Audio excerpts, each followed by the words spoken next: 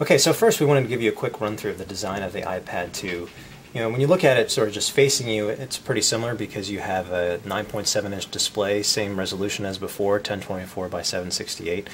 But just turn it a little bit to the side and you'll see a world of difference between the iPad 2 and its predecessor. This device measures only 0.34 inches thin, which is a lot thinner than the iPad 2. If you stack them side by side or right on top of each other, you can see that there's a pretty big difference, and there's a difference in weight too. It's about 1.3 pounds for the iPad 2 versus 1.5 for the original. And it doesn't sound like much, but when you have them both in your hands, it really does make a lot of difference, especially if you're going to be reading ebooks or playing games or doing anything where you're holding both tablets for a long period of time in your hands. So it does make a big difference.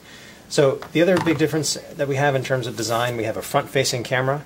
This is VGA, which you can use for FaceTime, but also for photo booth, and we're sure that other apps will be coming. On the back, you have another camera. This does 720p video, but the video quality wasn't great in our test. It was just okay.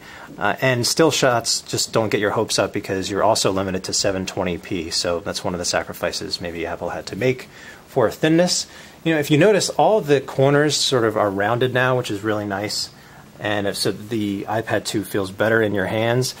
A lot of the buttons and everything are on these like sloped positions, but we still found them easier to access, or easy in general.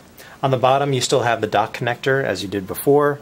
We found it a little bit of a tight fit at first, but after the first day or so, we broke in our power adapter nicely. And because the iPad 2 is so thin, they had to move the speaker from the bottom of the original iPad to the back. And it was just as loud as the original. Not any better sound. You don't get stereo speakers like you do on the Zoom, but the sound is still nice.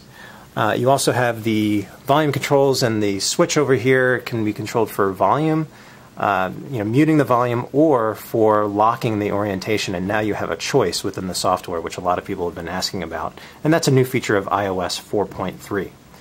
So overall, the design is very light and thin, and the display is still great despite the fact that you don't get a better resolution.